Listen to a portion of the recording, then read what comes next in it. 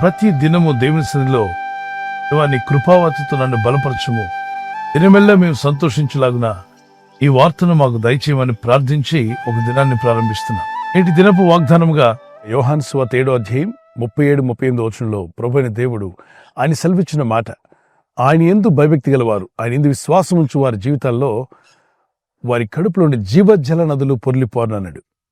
నదులు పొర్లి పారేటువంటి గొప్ప అనుభవాన్ని ప్రభు అనుగ్రహిస్తానని వాగ్దానం చేశాడు.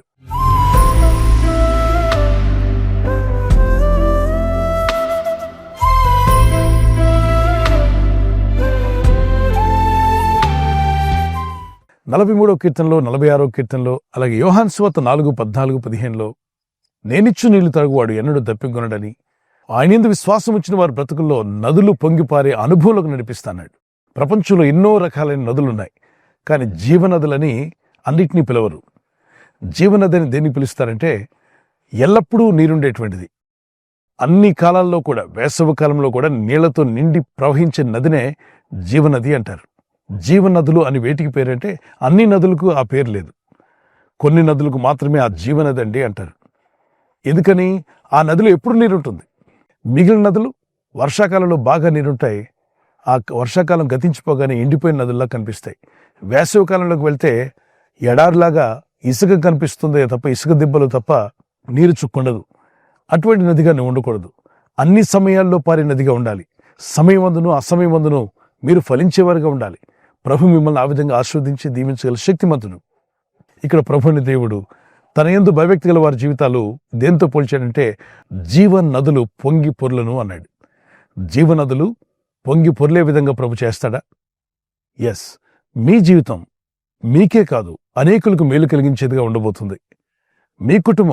మీ కుటుంబానికే కాకుండా ఇతరులకు కూడా మేలు కలిగించేదిగా ప్రభు మిమ్మల్ని దీవించి బలపరిచి వర్ధిల్ల చేయబోతున్నాడు. పరిశుద్ధాత్మని యొక్క అనుభవం మనం పొందుకున్నప్పుడు, తిరిగి జన్మించిన అనుభవం, ఆయన విశ్వాసం ఉంచిన పరిశుద్ధాత్మ చేత నింపబడి నడిపించబడే అనుభవంలోకి వెళ్ళినప్పుడు నిజంగా ఆ వ్యక్తి ఒక జీవనది వలె ఉంటాడు. అతను పలికే మాటలు, అతనిచ్చే సలహాలు, అతను చేసే ప్రార్థనలు మన జీవితాలకు, మన చుట్టూ ఉన్న వారికి ఎంతో ఉపయోగకరంగా ఉంటాయి. అందుకే ఏలియా గురించి ప్రభు అంటాడు యాకోబు పత్రిక 5వ అధ్యాయం 16-17లో, నీతిమంతుని ప్రార్థన మనఃపూర్వకమైనదే, బహుబలం గలదై ఉంటుందని, అలాంటి ప్రార్థన ఏలియా చేశాడని. ఏలియా ప్రవక్త మనలాంటి స్వభావం కలిగిన మనిషి అయినప్పటికీ అతను చేసిన ప్రార్థనలు దేవుడు విని వర్షం ఆగిపోయింది. మళ్ళా అదే ఏలియా ప్రార్థన చేస్తే దేవుడు ధారాళమైన వర్షాలు కురిపించాడు. ఇక్కడ ఏలియా దేవుని ఆత్మ కలిగిన వాడిగా మనకు కనిపిస్తాడు. ఏలియా, ఎలీషా ఇద్దరు కూడా ఒక నదీ ప్రాంతంలో నడుస్తుండగా యోర్దాను నదీ తీరమున ఏలియా అడుగుతాడు, ఏం కావాలి నీకు? ఇన్ని సంవత్సరాలు నాకు సేవా పరిచయం చేసావు కదా, నన్ను ఏం చేయమంటావు నీకు అంటే, అయ్యా మీరు నాకేం చేయనక్కర్లా, మీ మీదున్న ఆత్మ ఉందే, 2 పాళ్ళ ఆత్మ నాకు దయచేయండి, 2 ఆత్మ నాకు ఉంటే చాలు అన్నాడు. ఎలీషా అనే భక్తులు గుర్తించింది ఏంటంటే దైవాత్మ కలిగి ఉండడం వల్ల వ్యక్తుల జీవితాల్లో కలిగే మార్పులు, అనుభవాన్ని చూశాడు. ఏలియా మీద ఆత్మ ఉందని గ్రహించాడు. ఏలియా అనేకులకు దీవెనకరంగా ఉన్నాడు. ఇజ్రాయేలు పిలిచేటువంటి ప్రవక్తల్లో ప్రథముడుగా కనిపిస్తాడు ఏలియా. పౌరుషం గలవాడుగా, భక్తి కలిగిన వాడుగా, దేవుని కొరకు నమ్మకంగా జీవించిన వాడుగా, అంతేకాకుండా ఏ ప్రవక్తకు పొందినటువంటి అర్హత ఏలియా పొందుకున్నాడు. అగ్నిరథాల్లో కొనుపబడ్డాడు. దేవుని ఆత్మ కలిగి జీవించాడు.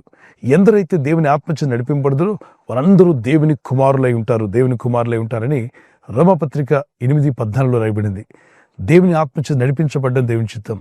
యేసుక్రీస్తు ప్రభువారు మనలాంటి దేహంతో ఈ భూమి మీదకి వచ్చినప్పుడు ఆయన కూడా ఆత్మ మీద ఎంత డిపెండ్ అయి ఉండాలో నేర్పించాడు. లూకా సువార్త 4వ అధ్యాయం 17వ వచనంలో, లూకా 4:18లో ప్రభువు యెహోవా ఆత్మ నా మీద ఉంది. లూకా సువార్త 4:14-17 వరకు ఆయన ఆత్మపూర్ణుడై సేవ ప్రారంభించినట్టుగా మనం చూస్తున్నాం. ఈరోజు ప్రతి ఒక్కరూ ఆత్మ కలిగి ఉండాలని ప్రభు కూడా కోరుచున్నాడు.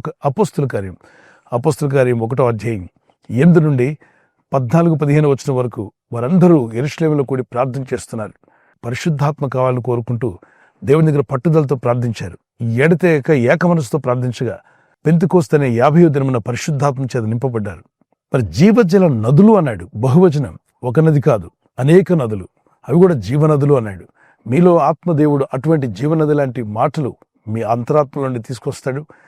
ఆయన ఇచ్చేటువంటి మాటలు, ఆయన ఇచ్చేటువంటి పరిశుద్ధాత్మ నడిపింపు, అది మీకు క్షేమం, మీ ఇంటి వారికి క్షేమం, మన చుట్టూ ఉన్న సార్వత్రిక సంఘానికి క్షేమం కలుగు చేస్తుంది. ప్రజలకు కూడా క్షేమం కలుగు చేసే అద్భుతమైన విషయాలు ఆత్మదేవుడు అనుగ్రహిస్తాడు. మరి అట్టి క్షేమస్థితిని మీరు పొందుకోవాలని, మీలోండి కూడా జీవజల నదులు పొంగిపోరే స్థితి మీకు రావాలని మా ప్రార్థన.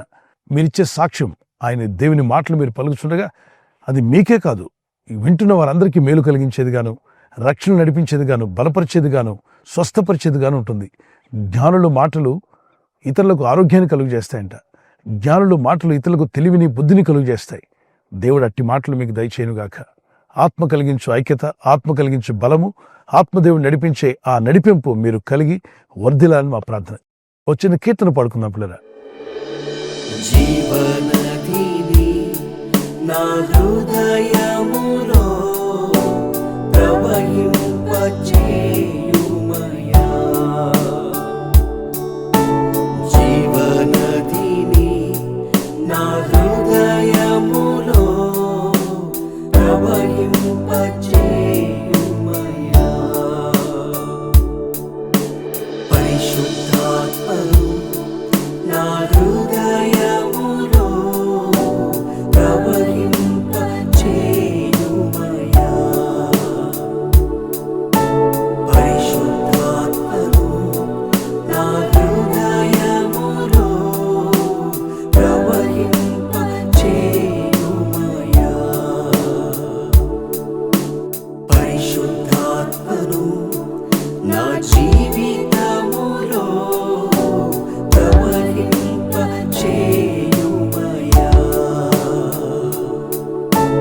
పరిశుద్ధాత్మను నా జీవితములో ప్రవహింపచేయుమయా, పరిశుద్ధాత్మను నా కుటుంబములో ప్రవహింపచేయుమయా, పరిశుద్ధాత్మను నా కుటుంబములో ప్రవహింపచేయుమయా. ఈ సమయంలో ప్రార్థన చేసుకుందాం. పరిశుద్ధమైన మా ప్రియ తండ్రి, నీ యందు భయభక్తి కలిగి నీ యందు విశ్వాసం ఉంచిన వారి జీవితంలో జీవజల నదులు పొంగిపోలేటువంటి అనుభవాన్ని ఈ వాగ్దానం ఎత్తి ప్రార్థిస్తున్న బిడ్డలందరికీ దయచేయండి. ప్రతిదినము నీ కృపావార్త కొరకు ఎదురు చూస్తూ ప్రార్థిస్తున్న ప్రతి కుటుంబాన్ని తాకండి. వారి జీవితాల్లో ఒక ఎండిపోయిన నది వలె ఉన్నట్లయితే ప్రభు వారిని జీవనదిగా మార్చగల శక్తిమంతుడు అయ్యా. ఈరోజు ప్రార్థించి ప్రయత్నించబోతున్న శంకుస్థాపన అయిన, గృహప్రవేశమైన, ఒక బిజినెస్ ప్రారంభిస్తున్నా, ఉద్యోగ ప్రారంభానికి వెళ్తున్నా, ఒక మంచి కార్యక్రమాన్ని ప్రారంభిస్తుండగా, నేను వారి బిడ్డల వివాహం కొరకు ప్రయత్నాలు చేస్తుండగా వారు చేస్తున్న ప్రయత్నాలు ఫలించలాగున మీ దూతలకు ఆజ్ఞాపించండి. ఎవరైనా హాస్పిటల్లో ఉన్నా, ఐసీయూలో ఉన్నా ప్రభు, ఎవరైతే సీరియస్ కండిషన్లో ఉండి బాధపడుతున్నారో వారికి యేసు నామములో స్వస్థతను అనుగ్రహించండి. కృంగిపోయిన వారిని లేవనెత్తండి. మీ గాయపడిన హస్తమును చాపి వారికి ఉన్న సకల రోగాల నుండి విడుదల ఇచ్చేయి. వారిని లేపి నడిపించడాన్ని సాక్షులుగా నిలబెట్టుకోండి. ఈ ఉదయకాలం ప్రతి రోగి యేసు నామములో స్వస్థత నొందునుగాక. తండ్రి, ఈ దినం ఎవరైతే ప్రయాణమై వెళ్ళబోతున్నారో, అది రైలు మార్గమైన, ఆకాశ మార్గమైన, బస్సుల్లో, వాహనాల్లో ఎక్కడ ప్రయాణం చేస్తున్నా, రోడ్డు మార్గంలో ఏ వాహనంలో వారు ప్రయాణం చేస్తున్నా, నీ ప్రజలకు కాపాడే దూతలను పంపండి. వారిలోని జీవనదులు ప్రవహింపజేస్తానన్నావు.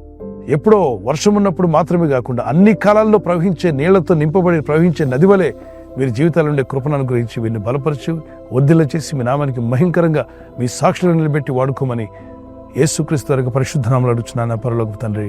ఆమేన్, ఆమేన్. క్రీస్తు యేసు కృపా సమాధానాలు మీకు తోడే నడిపించునుగాక. ఆమేన్.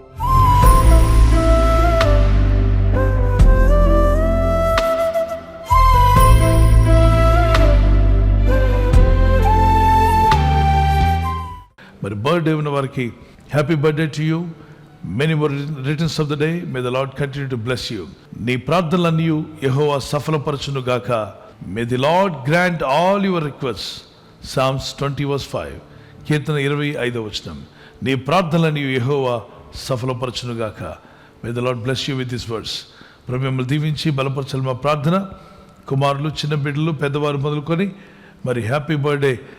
మీకు దేవుడు దీర్ఘాయుష్ని ఇవ్వాలని, మంచి ఆరోగ్యములు కలిగి దేవుని వాక్యంలో ప్రార్థనలు ఎదగాలని మీ నిమిత్తం మా ప్రార్థన. మీ ఆత్మ వర్ధిల్లుచున్న ప్రకారము మీరు అన్ని విషయాల్లో సౌఖ్యంగా ఉంటూ ఆరోగ్యంగా ఉంటూ వర్ధిల్లాలని మీ కొరకు ప్రార్థిస్తున్నాం. God bless you. Many more returns of the day. Wedding anniversary జరుపుకున్న వారికి we wish you all the best. Happy anniversary. Many more returns of the day. ప్రభు అక్కడ ఆలస్యమైతే silver jubilee, golden jubilee, platinum కూడా జరుపుకునే కృప దేవుడు మీకు ఇచ్చునుగాక. యెహోవా తన్ను ప్రేమించు వారందరినీ కాపాడును. కీర్తన 145:20. The lord watches over all who love him. ఆయన ప్రేమించు వారందరినీ ఆయన కాపాడువాడు. ఆయన ప్రేమిస్తూ ఉదయకాలం లేచి ఆయన ప్రార్థనలో ఉన్నారు కదా, ఆయన పాద సన్నిధిలో మీ ప్రేమను వ్యక్తపరిచారు. దేవుని కాపుదలు మీకు ఎల్లప్పుడూ యేసు నామములో ఉండును గాక. God bless you. భార్యాభర్తల మధ్యలో అనురాగము, ప్రేమ, ఐక్యత, దాంపత్య జీవితంలో దేవుని సహాయము, అలాగే ఒకరి పట్ల ఒకరు ప్రేమ కలిగి జీవించటకు దేవుని సహాయం మీకు కలుగును. భార్య భర్తకు లోబడాలి, భర్త భార్యను ప్రేమించాలి. ఈ 2 సింపుల్ వచనాలు మీరు పాటించగలిగితే మీ కుటుంబాలు అద్భుతంగా దేవుని ఆశీర్వాదాలతో నింపబడతారు. God bless you. ఈ ఛానల్ను మీరు సబ్స్క్రైబ్ చేసుకోవడం వలన 2 పనులు జరుగుతున్నాయి. 1, సువార్త జరుగుతున్నది, ఆత్మలు రక్షించబడుతున్నాయి. 2వది, పేదలకు, అనాథలకు ఈ ఛానల్ ద్వారా సహకారం అందించడం జరుగుతుంది.